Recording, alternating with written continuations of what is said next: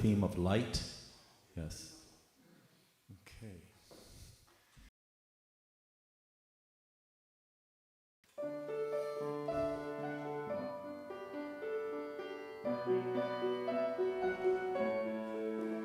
We take the long way home on clear December nights to watch with eyes of wonder as we pass.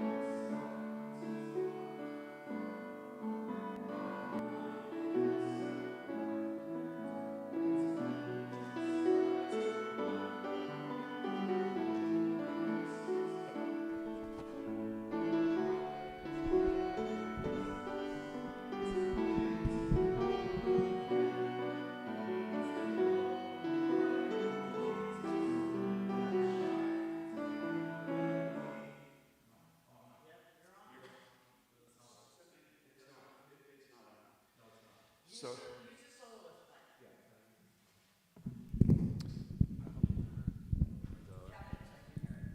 Yeah. I hope you heard some of that. Did you hear anything? we did, but the people online didn't, so, yeah. We can hear you. This works now. So. Why did you switch it? Now this is off. That's 1, 2. We switched it. Test 1, 2. Oh. I hope you don't. If your mic. I don't know anymore. Am I in the soloist mic? I'm on my own. Oh my God. A star sits on our tree, reminding us of light. A little hot. And filled with skies of wonder on that holy Christmas night. But the brightest light of Christmas isn't placed upon our tree. It's the glowing light of Jesus that shines in you and me. The light of the world will light up our life as we hold His hope around us and seek His peace inside. He will heal each broken heart. His love makes all things right. In our brightest day, in our darkest night, He will light up our life. We can shine for others everywhere we go. Every act of kindness helps His light to glow. The light of the world will light up our life as we hold His hope around us and seek His peace inside. He will heal each broken heart. His love makes all things right. Oh, as our brightest day in our darkest night, He will light up our life. He'll heal each broken heart. His love makes all things right. In our brightest day, in our darkest night, He will light up our life. He will light up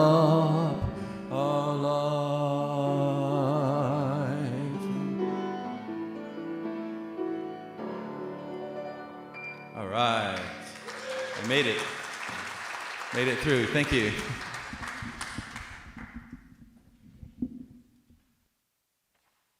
Boy, that was beautiful, Larry. Great job. Well, good morning, everyone. Happy Sunday. It is my privilege to share the daily word with you. My infant journey leads me to joy. There is a stirring in the air that calls me to rejoice. The imminent birth of Christ into humanity is an exciting time. Joy is the welcoming of unconditional love and the deep knowing it is the birthright of all the world beings. It is the all felt at the birth of a baby, the scent of crisp, clean air, or watching a comet flame across the night sky. These are the sounds of wonders that bring me joy. I need not wait for these serendipitous happenings to awaken my joy. I have peace and love. With joy, my advent journey is nearing completion. This wonderful feeling of deep contentment, a full heart and tranquil mind leads me to the expectancy of the birth of the Christ within, the greatest gift I could receive. When they saw the star had stopped, they were overwhelmed with joy. Matthew 2:10. Let me say we have a blessed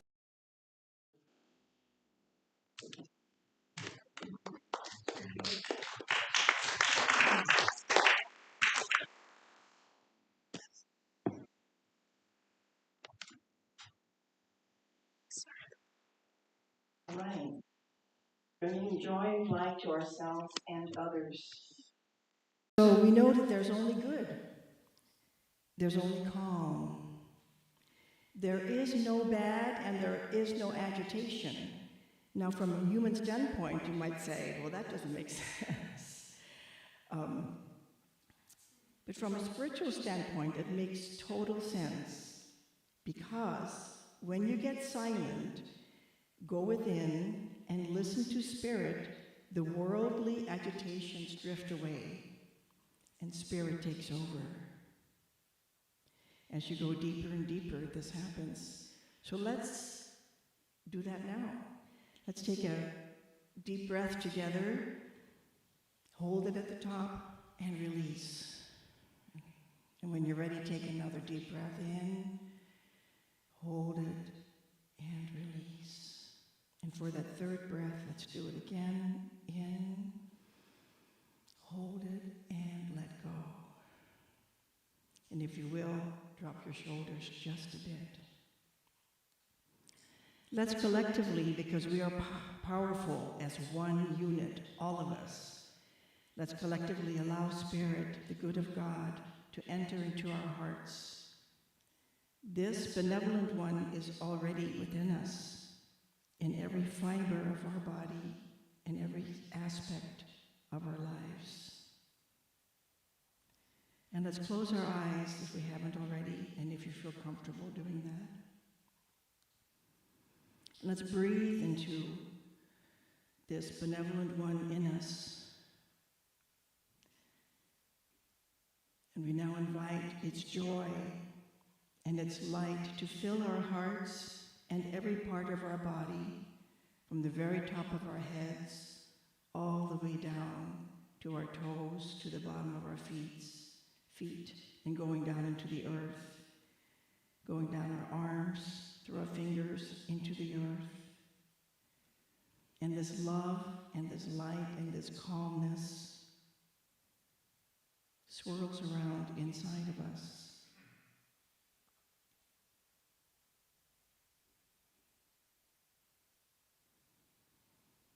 We breathe into it gently and feel it and know that the good of God is always present.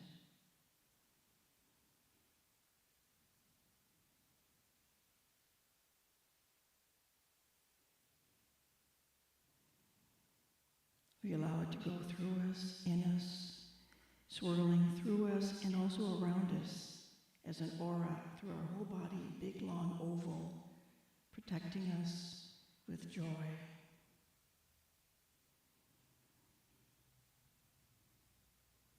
And we go deep with this joy and with this light, so that old patterns are shifted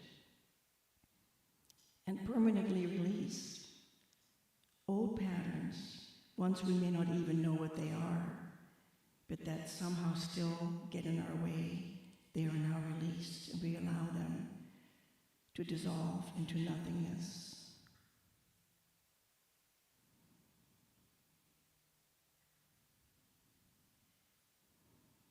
This is the power of the divine in action in every single one of us. And we gratefully accept our light and our joy. We include others in this light, our loved ones, our friends, neighbors near and far. And as we go into the silence for 2 minutes, we celebrate our light and our joy and love.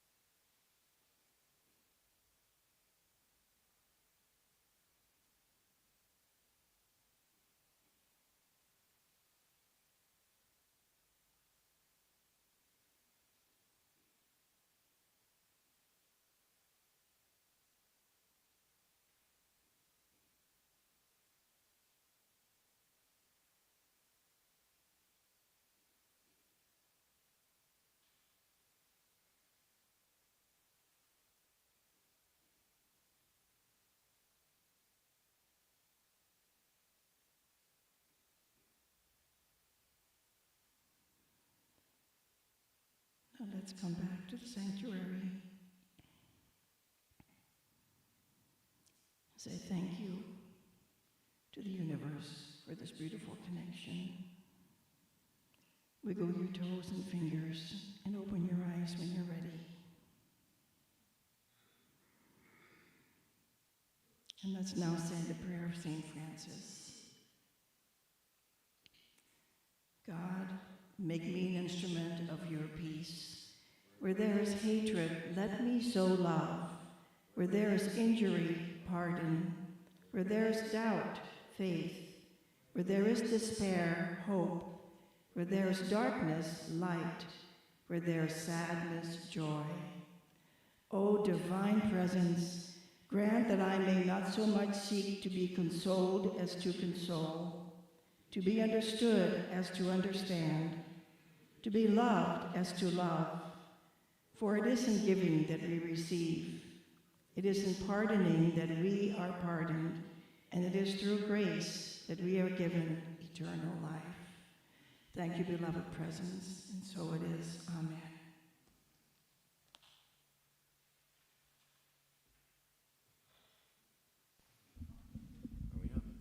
Please allow me to introduce my good friend. Does your mic work? Let's check. Hello, hello, hello, test, test. A little more. My friend Kristen Cortines. She just graduated from UC Irvine in musical theater. She's been singing since her mother put her in a Christmas show when she was 5. So she's been singing all that time. For work, she dresses up as your favorite Disney princess and goes to children's parties. Great kind of work to have, eh? But the highlight of her resume is that she's in my musical. In January, she has the leading role. She's in every scene of my musical that I hope you'll see in January 18th, 25th. Here we go. Yes, yes. Hello? Hello, hello.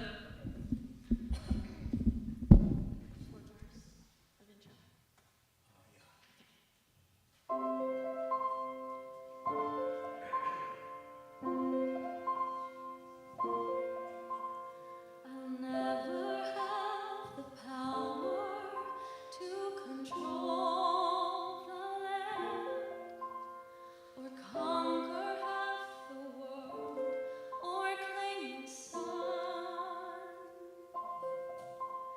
I'll never be the kind who simply waves her hand and has a million people do the things I wish I'd done.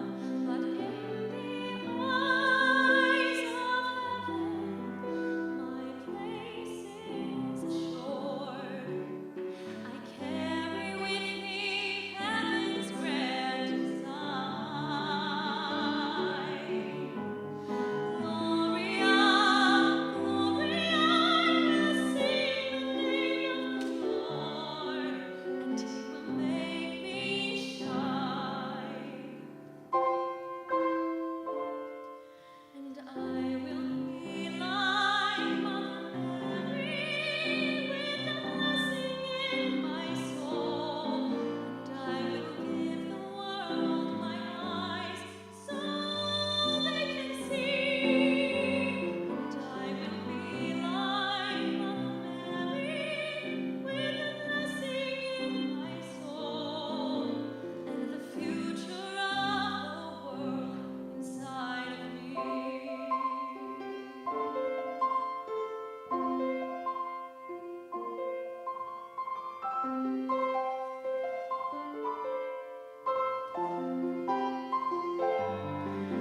In the eyes of heaven, my place is assured. I carry with me heaven's grand design.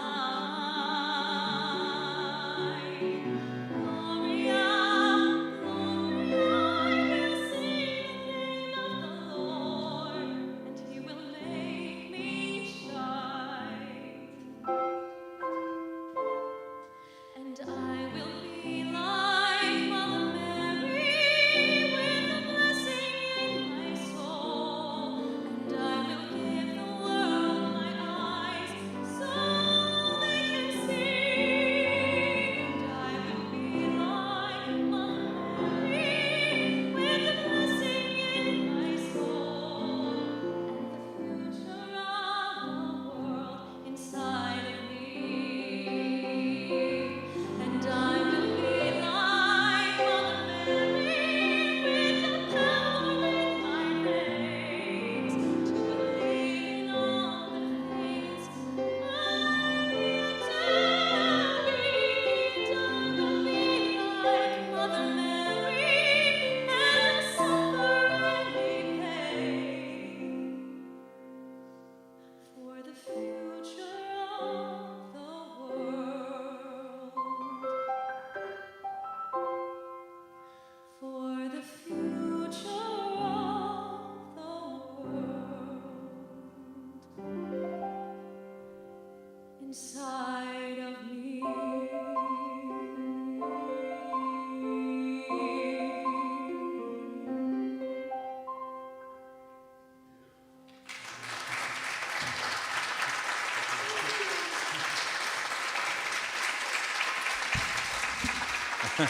You guys are so nice. Thank you.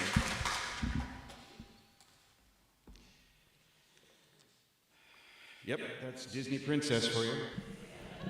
For sure. Thank you so much.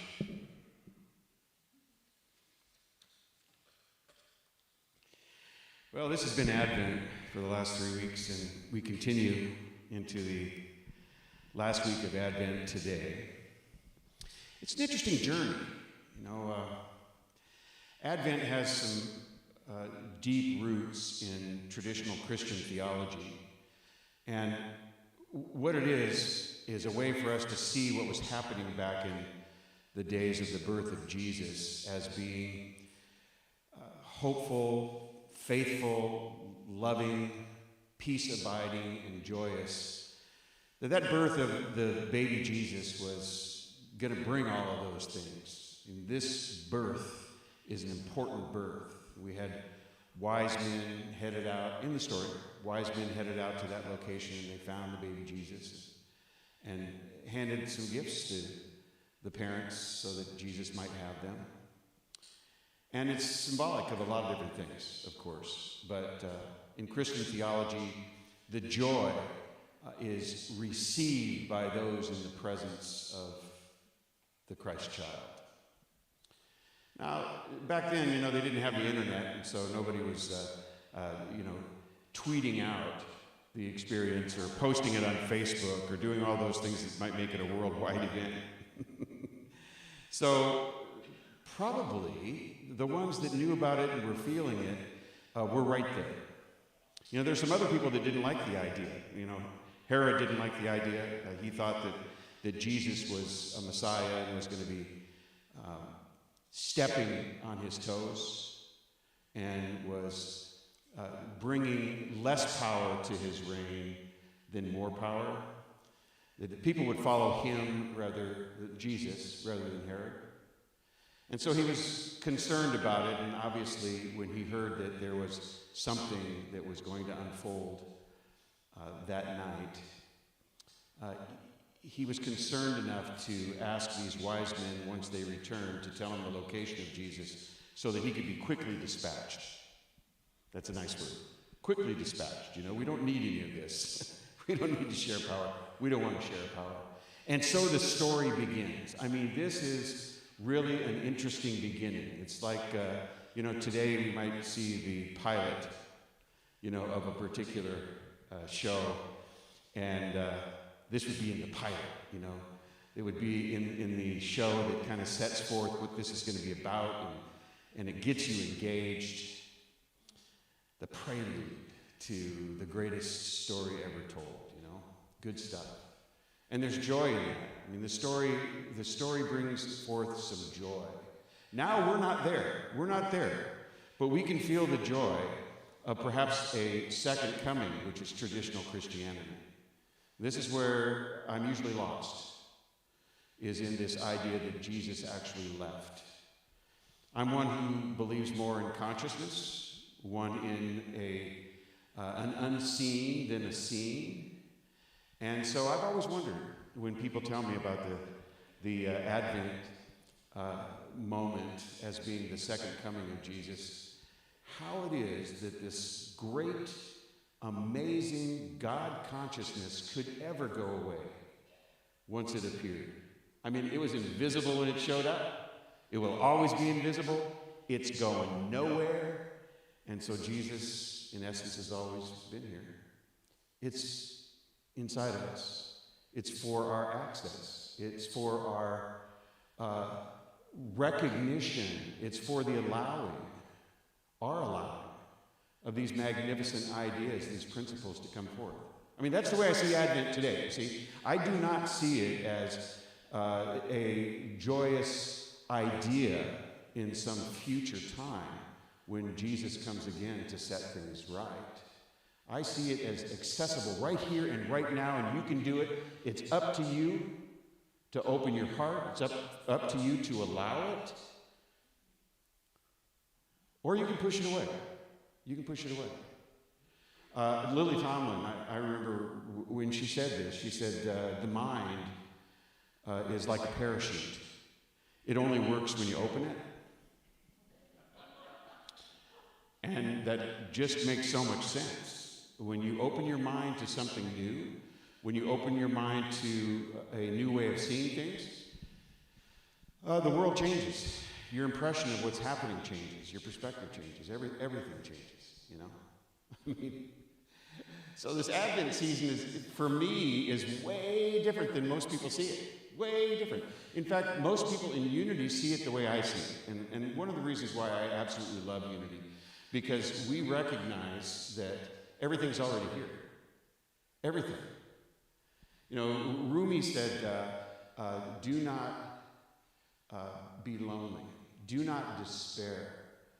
The whole universe is inside of you. I mean, that is pure mysticism. That is just the beauty of what the mystics bring to this world. You know, it's all right there. It's right there for the taking. It's right there for the allowing. And so what we do symbolically at Advent is we light the candle for hope and faith, and we allow it. I mean, in the moment, we just allow hope and faith to enter into us.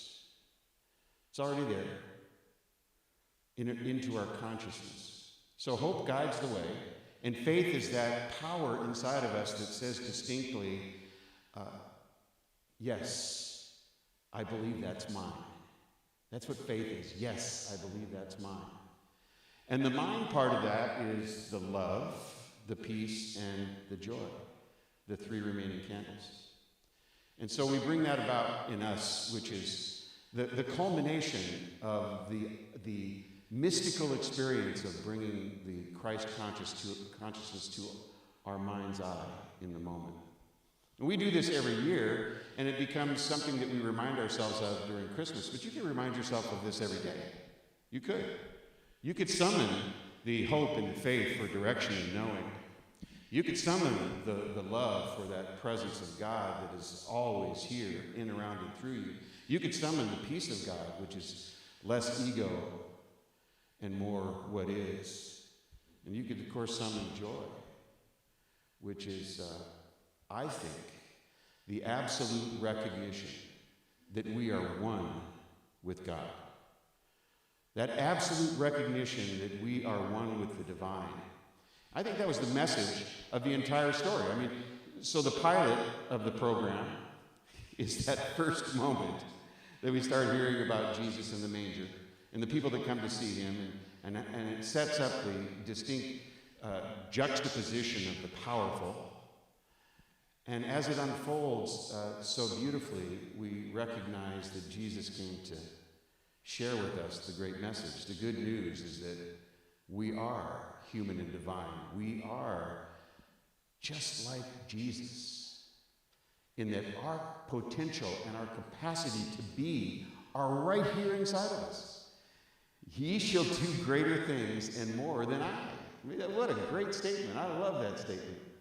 Each and every one of us is going to do greater things than Jesus if we allow it. If we have the faith that's necessary, if we have the hope that's guiding us in the proper direction.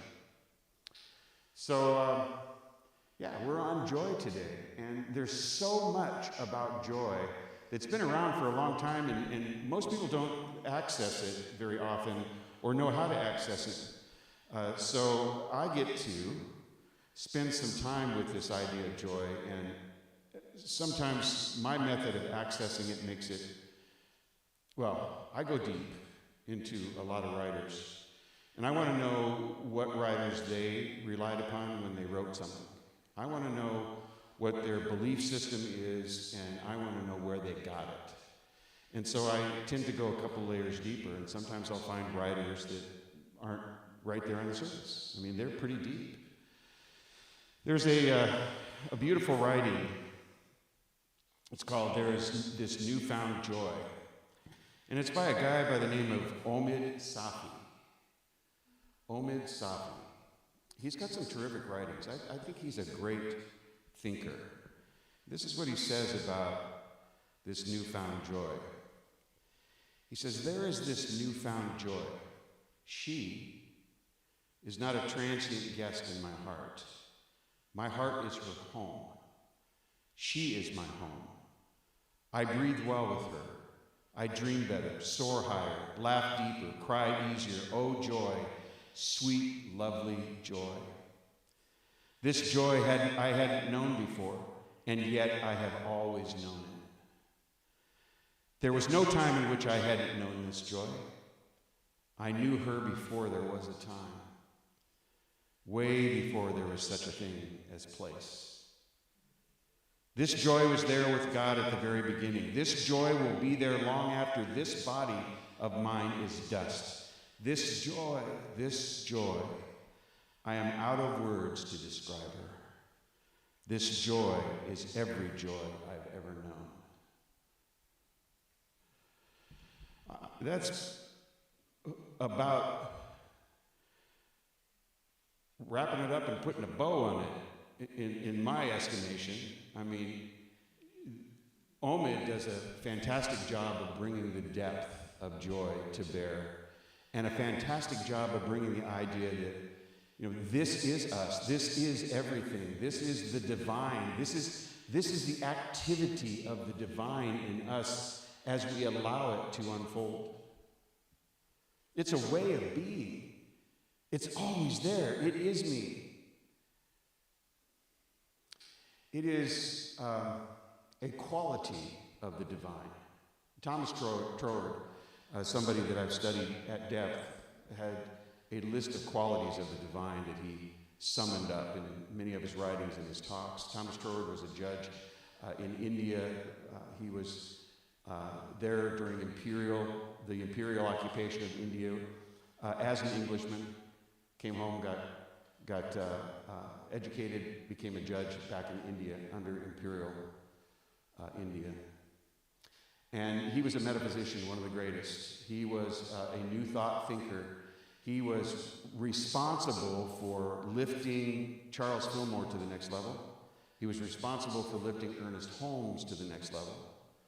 They felt deeply that he had something in his words and in the way that he saw God that was necessary for us to put the pieces together in the New Thought arena. And he believed that God showed 7 distinct qualities. And there are 3 L's in that. We've talked a bit about this before: love, light, life. 2 P's: power and peace, and then beauty and joy. Joy makes the list. Joy makes the list as a quality of God. If joy makes the list as a quality of God, you make the list of being possessor of this joy. You're on the list of people who have it. Everybody's on the list. God is all that is. Troward said it so greatly. Every single great New Thought teacher has always said it. God is all there is. And so if God is all there is, joy is right here. It's a principle as well as a quality, and we can access it at all times. I love that. But that makes it sound so deep. It makes joy sound so deep that it's almost hard to figure out exactly what it is in my life. So let's lower the bar a little bit, okay? Let's just lower the bar, all right? So Tony Hawk puts out this new skateboard. First time he's ever had a skateboard with his name on it. You guys know who Tony Hawk is? Tony Hawk has this magnificent thing that's going to happen in his life, and they put out this skateboard, and it spells his name wrong on the skateboard. And they got a ton of them that have been made with the wrong name on his skateboard.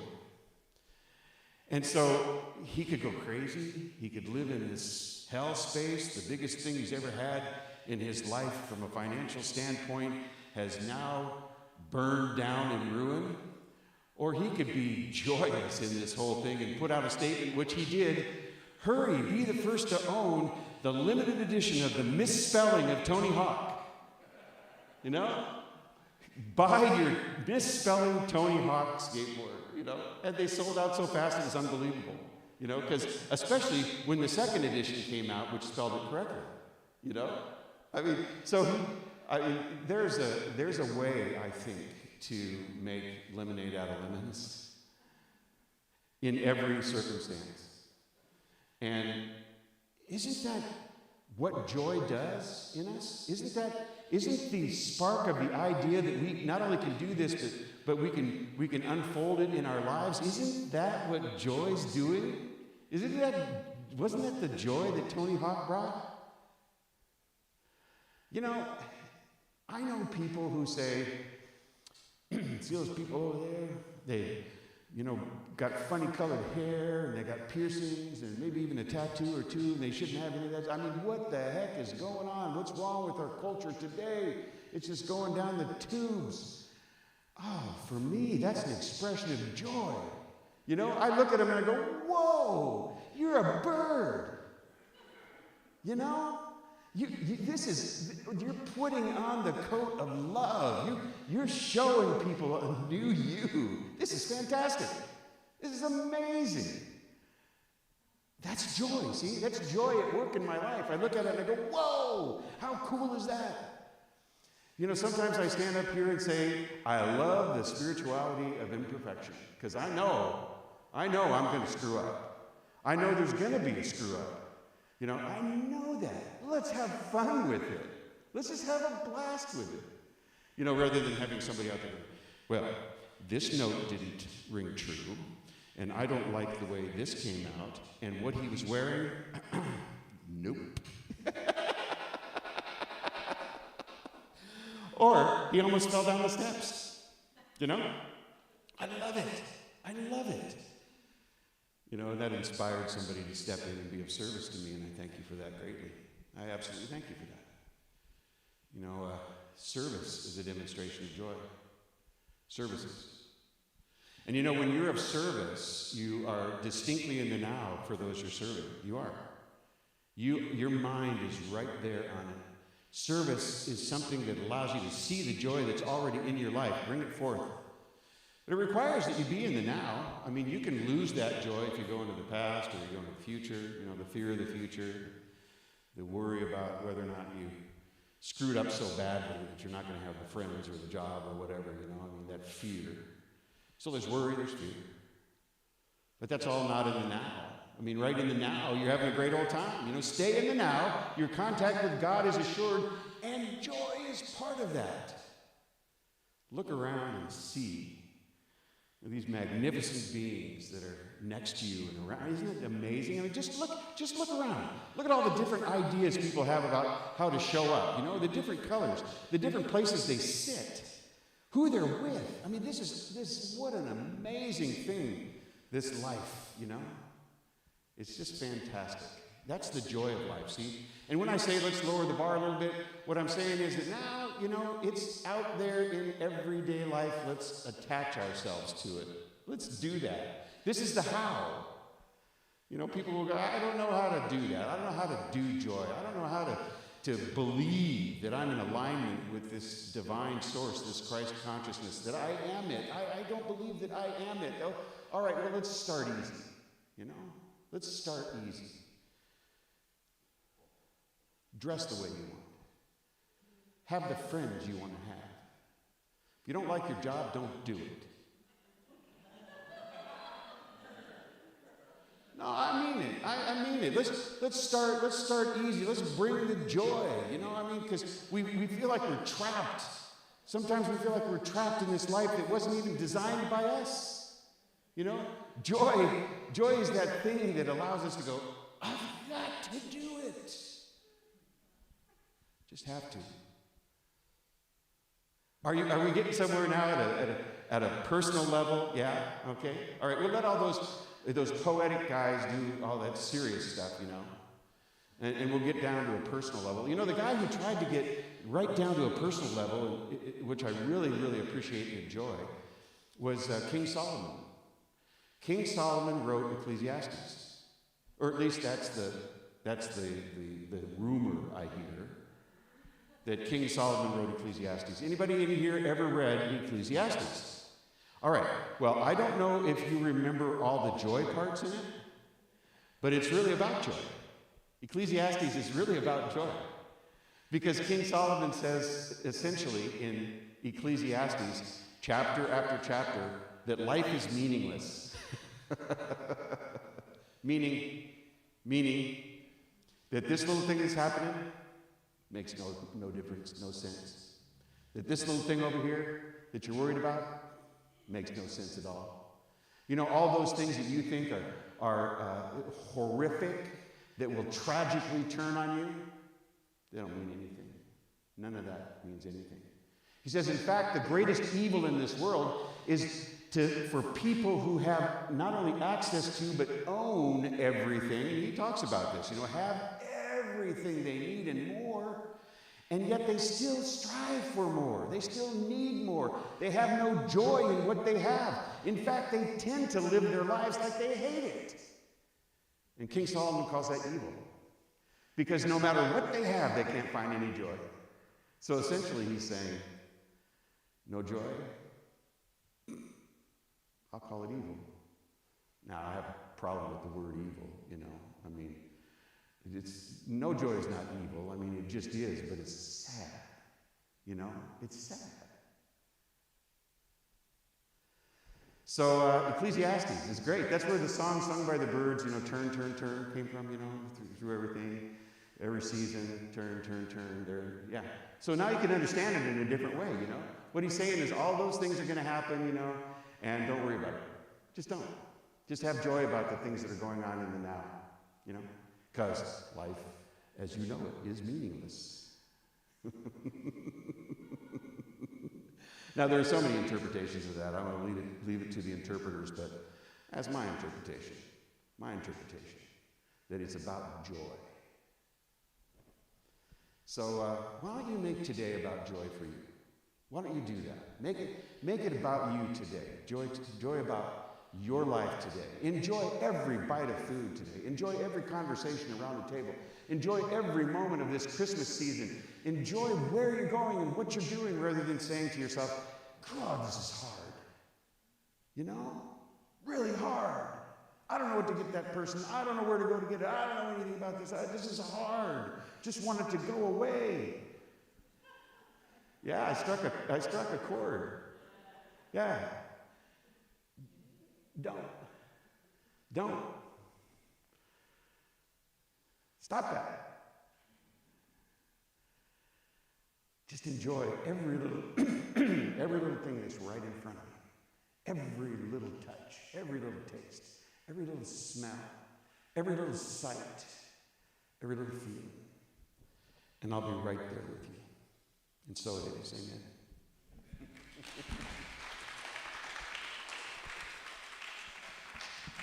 Oh. Thank you. Now you guys are reminding me. That's good. Appreciate that.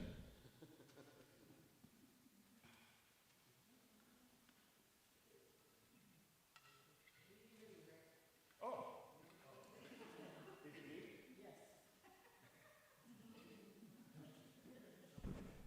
See, now you'll never know whether that screw-up was planned or whether I just wanted to bring about the spirituality of imperfection, see?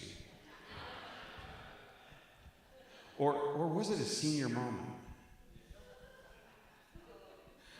I welcome Trish. Come on up. Oh, yeah, we're going to do our conscious giving. Thank you, Trish. I appreciate it. Oh, look who's on the list I told you about. So Colleen made herself known. Colleen is always there. Colleen, we miss you so much. Colleen's in Illinois. Hello, Colleen. They got some snow back there, don't they? They do, yeah. I think I saw the dusting. You put out a picture of that. Yes, beautiful, beautiful. And we got Anita. I'm not sure if this is Anita Arakawa. Okay, great. Or Anita's come by. So, all right. We have Mike. Mike O'Brien's on. Yay. We have Audrey Owens. And we got Katie. Is that Katie Peterson? Oh, Katie Feemster. Katie Feemster's on. Fantastic. Sometimes we only get first names, but, if you know a Katie, she's on. So we're going to do our community giving, you guys. And the way we do our community giving is we just know the joy of what we feel here, the joy of who we know here, the joy of a beautiful philosophical, religious, and spiritual experience that we call unity, that we get to learn about, understand, and connect to every Sunday and every other day that we wish to do our spiritual practice. And we do that, and we know that this is important. And so our community giving is about giving us an opportunity to give to that which is important, no matter what it is. And so we look to our community giving statement to say it together, please.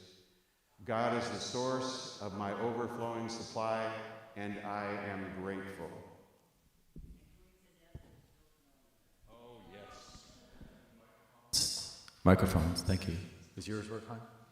Hello, hello. Here we go. Joy to the world. Are you guys ready? Right.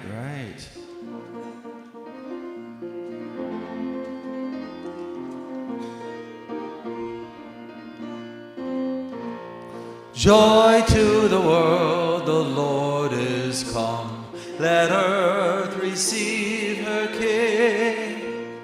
Let every heart prepare him room. And heaven and nature sing, and heaven and nature sing, and heaven and nature sing. Higher. Joy to the world, the Savior reigns. Let men the songs implore, while fields and floods, rocks, hills, and plains repeat the sounding joy, repeat the sounding joy, repeat the sounding joy. He rules the world with truth and grace, and makes the nations prove the glories of his righteousness, wonders of his love, and wonders of his love, wonders and wonders of his love. All right. So that was written by an Englishman who was transposing in his own mind the meaning of Psalm 98. Did you guys know that? If you look at Psalm 98, you'll see all the themes involved in the Christmas carol, Joy to the World. So come on forward, Trish. Psalm 98. Yeah, read that. All right, look what we have here. We have beautiful tithes and treasures. We're going to pray over this. And we're going to promise to use these tithes and treasures with integrity. Here at Unity of Pasadena, we promise to utilize these tithes and treasures for the good of Unity of Pasadena, as well as the surrounding community, which we support in a consciousness which is Christ-oriented, a Christ consciousness of oneness with God, oneness with Source, oneness with Spirit. We see the beauty in it. We see the love in it. Unity of Pasadena is a divine idea in the mind of God, and we thank you for supporting it. I release these words into the law of mind and just let them be, knowing they're done. Please join me by saying, and so it is. Amen. Thank you, Trish. All right, so who's doing our... Oh, I know now. Here we go. Barbara is our board president, so straighten up, Greg. Straighten up.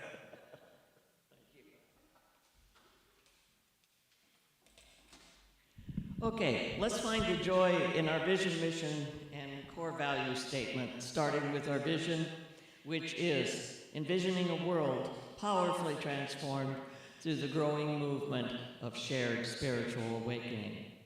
And our mission, which is transforming lives by living and sharing our inner truth of divine wisdom, compassion, and love using practical spiritual principles. And our core values, which are creating community, living love, teaching truth, and serving spirit.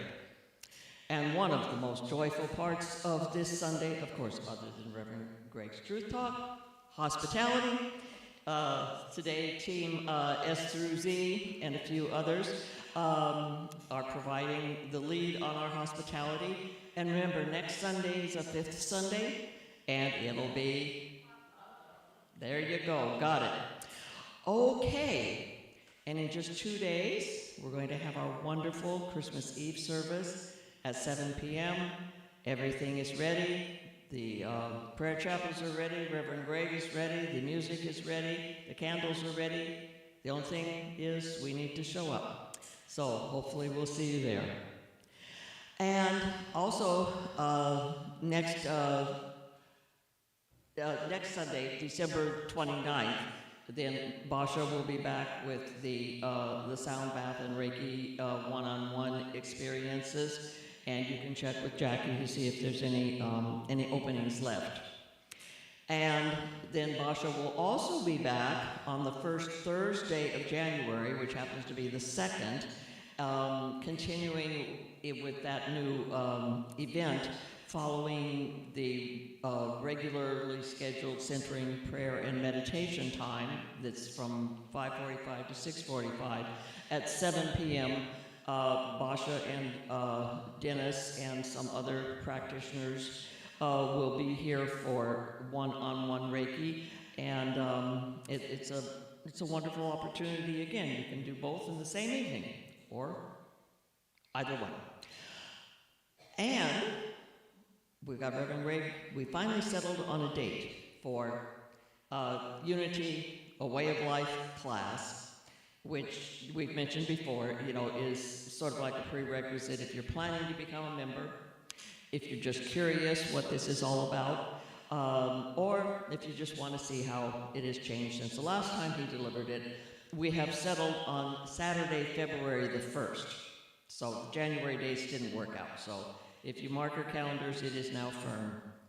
Saturday, February the 1st, 10 to 1. And also, we're going to have our Burning Bowl on Sunday, January the 5th. So it is a full schedule. But of course, we're all going to feel the joy of it, right? Okay. And just a couple more updates from the community. Reverend Greg and Gay had the opportunity to deliver over a dozen very large bags of the cold winter clothing to the Friends Indeed site this week. And also meet the staff there, and we might get the rabbi to come back. He was here a number of years ago, Rabbi Levine. It would be good to have him back again. So we're working on that. Okay, I have just one last thing. And that is a question to you. If you were to think of a word related to what Reverend Greg has done all year in his speaking here, his truth talks, and especially that class on releasing self-condemnation, what might it be? Okay, let me give you a hint. Okay, what is this? Okay. Now this one isn't very attractive, it's kind of small, and you can't see a whole lot. So, does that help you with the hint? Okay. Reverend Greg, would you come up here for a minute?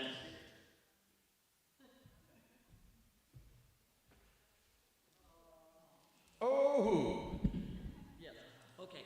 So, we have a gift for him from the community.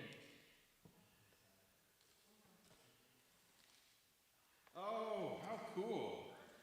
Oh, you know what?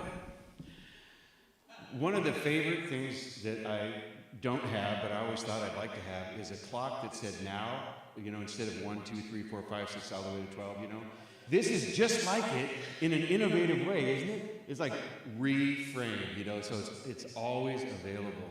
Oh, that's going to be great. So I should put this on my office wall, huh? Yeah, so you could come in, you take a look at the Buddha, you say hello to Hote, and you just reframe it.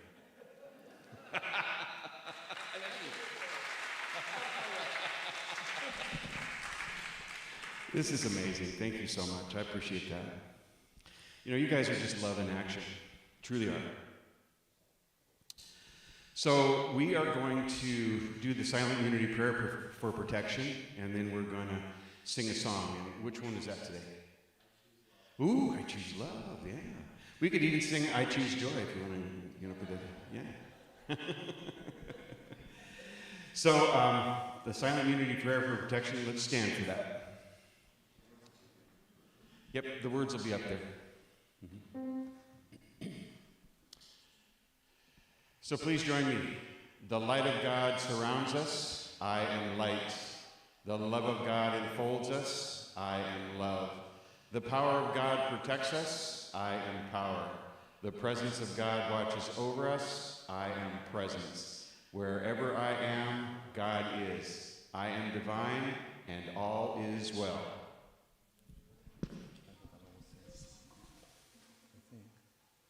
Yeah, here we go. Go with that.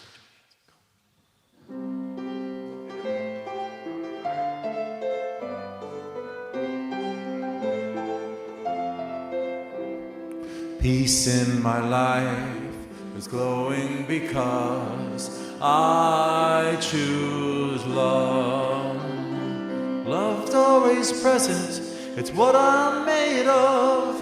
I choose love. We are a part of each other. we are one.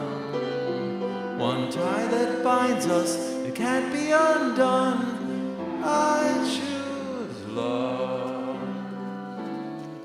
Peace in our planet is growing because I choose love. Let love be present, it's what we're made of. I choose love. We are a part of each other. We are one. One choice unites us at the speed of one.